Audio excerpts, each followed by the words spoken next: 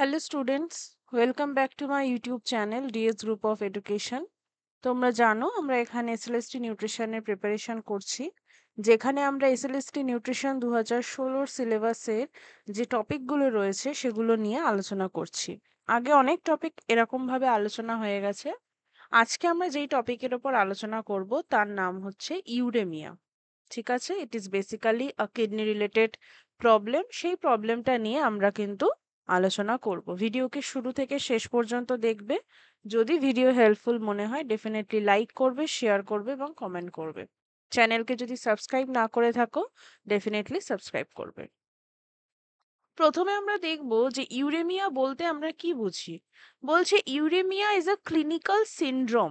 Uraemia কি একটা clinical syndrome, যেটা কিনা আমরা কিভাবে বুঝে থাকি, যেটা আমরা বুঝে থাকি characterization by the accumulation of waste products in the blood due to impaired kidney function. কিডনির মূল কাজ কি?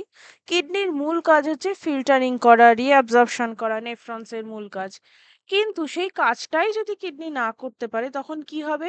বর্জ্য পদার্থ বা যে ওয়েস্ট প্রোডাক্টগুলো রয়েছে সেগুলো জমা হতে থাকবে, এবং সেই যে কন্ডিশনটা সেটাকে আমরা ইউরেমিয়া হিসাবে ধরবো। The term uraemia literally means urine in the blood. Uraemia কথাটার অর্থ কি? রক্তের মধ্যে প্রস্রাবের উপস্থিতিকে কি বলা হচ্ছে? Uraemia, urine in the blood. Reflecting the conditions roots in renal failure. যদি কারো রেনাল ফেইলিয়ার হয় বা কিডনির যে মূল কাজ তাতে ব্যর্থতা দেখতে পাওয়া যায়, তখন কিন্তু আমরা বলবো যে তার কিডনি ফেইলিয়ারের সাথে সাথে ইউরেমিয়ার মতন কন্ডিশন ডেভেলপ হয়েছে। Uraemia typically occurs in the context of chronic kidney disease, যেটাকে আমরা অনেক সময় এন্ড স্টেজও বলে থাকি, অর অ্যাকিউট কিডনি ইনজুরি বা একেআই, where the kidneys can no longer perform their essential functions of filtering blood, regulating electrolytes and maintaining the fluid balance। যেগুলো মূল কিডনির কাজ, সেই তিনটে কাজই কিন্তু কিডনি করতে পারে না। কি কি কাজ? রক্তের পরিশোধন, ইলেকট্রোলাইটের নিয়ন্ত্রণ এবং ফ্লুইডের যে ভারসাম্য বা ব্যালেন্স মেনটেন করা, সেই জিনিসগুলো যখন কিডনি করতে পারে না তখন কিন্তু এই রকম অবস্থা ডেভেলপমেন্ট হয়। কি কি কারণ রয়েছে এই ইউরেমিয়ার? কিছু ইনফেকশাস বা এনভায়রনমেন্টাল কজেস রয়েছে। কি কি বলছে? while uremia itself is not directly caused by infection, নিজে থেকে ইনফেকশন দ্বারা কিন্তু এটা হয় না, বাট কিছু ইনফেকশাস ডিজিজ যদি সংঘটিত হয় তার কারণে কিডনি ড্যামেজ হতে পারে, যা কিনা ইউরেমিয়ার মতন অবস্থা ডেভেলপ করতে পারে। কথার কথা, এখানে একটা উদাহরণ দিয়েছে। বলছে conditions like glomerulonephritis which can be triggered by infections may lead to kidney failure। এবং আমরা glomerulonephritis এগুলো কিন্তু আমাদের যে পেড ব্যাচে ডিটেল ডিসকাশন করেছে, এবং যারা পেড স্টুডেন্ট রয়েছে তারা অবশ্যই এটা রিলেট করতে পারবে। যে বলছে glomerulonephritis which can be triggered by infection, কিছু ইনফেকশন দ্বারা glomerulonephritis কিন্তু হতে পারে বা ওর মতন অবস্থা কিন্তু ডেভেলপ করতে পারে, যেটা কিনা কিডনি ফেলিয়ারের মতন যে কন্ডিশন সেখানে নিয়ে যায় যদি আনট্রিটেড অবস্থায় থাকে। তার মানে যদি তাকে ঠিক না করা হয়, প্রপার মেডিকেশনস না নেওয়া হয় ইত্যাদি। এনভায়রনমেন্টাল ফ্যাক্টরস যেরকম এক্সপোজার টু নেফ্রোটক্সিক সাবস্টেন্স, যেগুলো কিনা কিডনির জন্য খারাপ, যেরকম হেভি মেটালস, কিছু মেডিকেশন রয়েছে, they also can cause kidney damage. তাহলে এইভাবে কিন্তু ইনফেকশাস অর এনভায়রনমেন্টাল যে কারণগুলো রয়েছে, যে রিস্ক ফ্যাক্টরগুলো রয়েছে, সেগুলো কিডনি ডিজিজের মতন কন্ডিশন ডেভেলপ করে এবং যেটা কিনা ইউরেমিয়া তৈরি করতে পারে।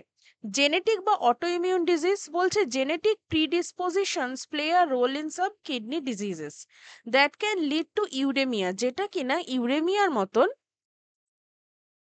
অবস্থা ডেভেলপ করতে পারে। বলছে condition such as polycystic kidney disease and Alport syndrome are hereditary disorder that can result in chronic kidney failure. এখানে আমরা একটা নতুন টার্ম জানলাম, অ্যালপোর্ট সিন্ড্রোম, যেটা কিনা কিডনি ডিজিজের মতন কন্ডিশন ডেভেলপ করতে পারে।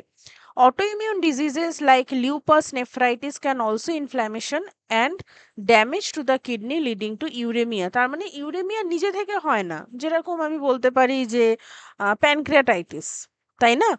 এগুলো যেরকম ওদের মূল কজ থেকেই কিন্তু এটা ডেভেলপ হচ্ছে, বাট ইউরেমিয়া হচ্ছে একটা সেকেন্ডারি আমরা কন্ডিশন বলতে পারি। প্রাইমারি কোনো অবস্থা ক্রিয়েট হবে, সেখান থেকে সেকেন্ডারি হিসাবে আমরা ইউরেমিয়াকে দেখতে পাবো। লাইফস্টাইল অ্যান্ড ডায়েটারি ফ্যাক্টর বলছে lifestyle choices significantly impact kidney health. High blood pressure, diabetes, obesity are the major risk factors for kidney disease. Diets high in sodium, processed food item যদি থাকে, unhealthy fat যদি থাকে, সেগুলো কিন্তু kidney ডিজিজের মতন condition তৈরি করতে পারে। এক্সেসিভ অ্যালকোহল কনজাম্পশন, তার সাথে সাথে স্মোকিং, এগুলো এই রিস্কটাকে কিন্তু আরো বাড়িয়ে দেয়। রিস্ক ফ্যাক্টরস এর মধ্যে আমরা তো কজেস মোটামুটি দেখলাম। এছাড়া আর যদি আমরা র্যান্ডম কিছু জিনিস দেখি যেগুলো হ্যাঁ definitely, first of all age, increasing with age চান্সেসটা একটু বেড়ে যায়। জেন্ডারের ক্ষেত্রে যদি আমরা বলি, men are generally at higher risk compared to women and certain kidney diseases. Geographical condition, certain regions may have higher incidence of kidney diseases due to environmental factors or access to healthcare. Proper health care, health education না থাকার জন্য কিছু কিছু জায়গায় এটার প্রনেসটা বেশি দেখতে পাওয়া যায়।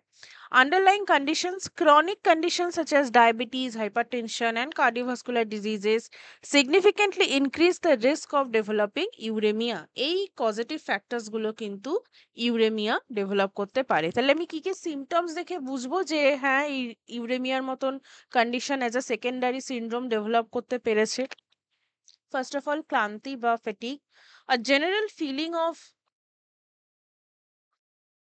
tiredness and lack of energy can lead to the symptomatic condition of uremia. এছাড়া nausea, vomiting মানে বমি বমি ভাব বা বমি হওয়া, often due to the build-up of toxins in the body. অনেক সময় বিষাক্ত পদার্থ জমা হওয়ার কারণে এটা হয়, কারণ আমরা দেখছিলাম যে ওয়েস্ট প্রোডাক্ট রিমুভ হতে পারে না। লস অফ অ্যাপেটাইট, খিদে চলে যাওয়া, খিদে না পাওয়া, decreased desire to eat, which can lead to weight loss. Itching, persistent itching often due to the accumulation of waste product এবং বর্জ্য পদার্থ জমে যাওয়ার কারণে অনেক সময় এই কন্ডিশন ডেভেলপ হতে পারে। Swelling, oedema in the legs, ankles or around the eyes due to fluid retention. এবং আমরা যেটা দেখতে পাই যে এই ইডিমার মতন কন্ডিশনটা কিন্তু কিডনি ডিজিজের ক্ষেত্রে ডেভেলপ করে। Shortness of breath can occur if fluid builds up in the lungs. সে কারণেও হতে পারে। Confusion or difficult in concentrating, cognitive changes due to the toxin build up, বিভ্রান্তিকর অবস্থা, মনোনিবেশ করতেও কিন্তু সমস্যা হয়। ডায়াগনস্টিক টেস্ট, যদি আমার ইউরেমিয়ার মতন কন্ডিশন ডেভেলপ করে এবং আমাকে যদি একদম ডিটারমাইন হতে হয় যে না আমি এটাকে ঠিক করব, তাহলে ফার্স্ট অফ অল আমাকে ডায়াগনোসিস করে বুঝতে হবে যে কন্ডিশনটা কতটা ডেটোরিয়েট করেছে। আমি ব্লাড টেস্ট করতে পারি এবং এই ডায়াগনস্টিক টেস্টটাও আমরা আমাদের থেরাপিউটিক ওয়ানের ক্লাসে, পেট ক্লাসে আলোচনা করেছি যে প্রত্যেকটা ডিজিজের জন্য সেপারেট ডায়াগনস্টিক টেস্ট হয়, স্পেশালি যেগুলো কিডনি ডিজিজ, কার্ডিওভাস্কুলার, এদের জন্য ডিফারেন্ট ডিফারেন্ট ডায়াগনস্টিক টেস্ট হয়। সেগুলো সমস্তটাই আমাদের আলোচনা হয়েছে। তবে ইউরেমিয়ার ক্ষেত্রে আমরা যদি বলি, আমরা ব্লাড টেস্ট করতে পারি, specially creatinine, urea nitrogen, electrolyte to evaluate the kidney function.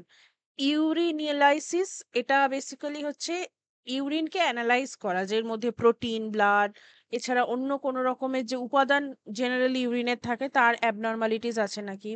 Imaging studies, ultrasound বা আমরা সিটি স্ক্যান করতে পারি ভিজুয়ালাইজ করার জন্য, এবং স্ট্রাকচারাল কোনো অ্যাবনর্মালিটির, কোনো এনলার্জমেন্ট ইত্যাদি আছে নাকি। কিডনির বায়োপসি আমরা করতে পারি। Biopsy may be perform to determine the underlying cause of kidney damage, তার মাধ্যমেও কিন্তু আমরা বুঝতে পারি। So this is all for today. এই আজকের ক্লাসটা আশা করি তোমাদের ভালো লাগবে। 2016-র কিছু কিছু টপিক আমরা এখানে আলোচনা করছি এবং তার সাথে সাথে অন্য টপিকও আমরা আরো আগামী দিনগুলোতে আলোচনা করব। তাই অবশ্যই চ্যানেলের সাথে থাকবে। ভিডিওকে যদি তোমাদের হেল্পফুল মনে হয় লাইক করবে, শেয়ার করবে এবং কমেন্ট করবে। এখানে পেড ব্যাচ রিলেটেড বা রেকর্ডিং রিলেটেড কোনো যদি তোমাদের ডাউট থাকে বা কিছু জিজ্ঞেস করার থাকে, এই নাম্বারে হোয়াটসঅ্যাপ করতে পারো বা আমাকে মেল করতে পারো। অ্যান্ড ইউ নো দ্যাট যারা হোয়াটসঅ্যাপ বা মেল করে খুব প্রম্পটলি কিন্তু আনসার করা হয়। সো নেক্সট ভিডিওর জন্য অবশ্যই চ্যানেলের সাথে থাকবে। যদি কোনো পার্টিকুলার টপিকের ওপর ভিডিও প্রয়োজন হয় তবে নিশ্চয়ই কিন্তু সেটা কমেন্টে জানাবে। Thank you for watching and keep studying.